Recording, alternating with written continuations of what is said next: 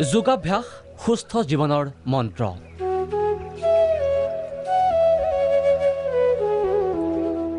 যোগাভ্যাস উৎকৰ্ষ সাধনৰ উৎস। মানৱ চেতনা বিকাশৰ বিৱৰ্তনমূলক প্ৰক্ৰিয়া। প্ৰাচীন ভাৰতত আৰম্ভ হোৱা এক শাৰীৰিক, মানসিক আৰু আধ্যাত্মিক ক্ৰিয়া।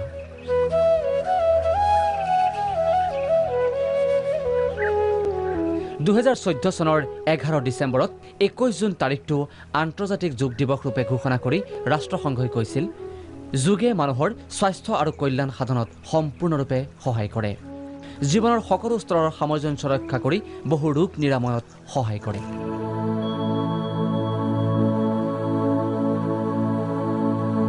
(2015 চনৰ পৰা সমগ্ৰ বিশ্বতে পালন কৰি অহা হৈছে বিশ্ব যোগ দিৱস।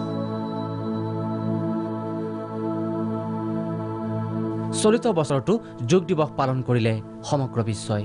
ঘৰতে যোগ, পৰিয়ালৰ সৈতে যোগ, এই শ্লোগানেৰে দেশতো পালন যোগ দিৱস।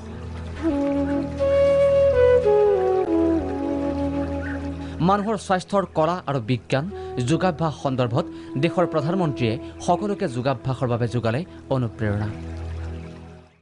सामूहिक कार्यक्रमों से दूर रहकर घर में ही अपने परिवार के साथ मिलकर योग कर रहे हैं। बच्चे हो, बड़े हो, युवा हो, परिवार के बुजुर्ग हो, सभी जब एक साथ योग के माध्यम से जुड़ते हैं तो पूरे घर में एक ऊर्जा का संचार होता है। ডিব্ৰুগড়ত মুখ্যমন্ত্ৰী সোণোৱালৰ যোগ দিৱস পালন।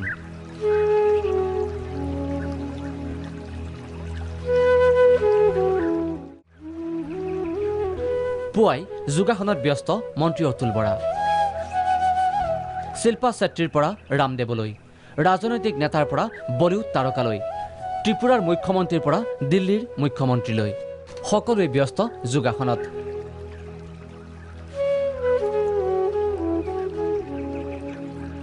ৰামেশ্বৰমত এজন ব্যক্তিক দেখা গ'ল পানীত উপঙি যোগাসন কৰা মুহূৰ্তত। সুস্থ হৈ থকাৰ সংকল্প লৈ ৰাষ্ট্ৰপতি ৰামনাথ কোবিন্দৰো যোগাভ্যাস।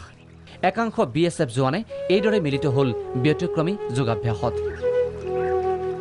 অৰুণাচল, বদ্ৰীনাথ, লাডাখত ITBPৰ যোগ দিৱস পালনৰ দৃশ্য আছিল মনোৰম।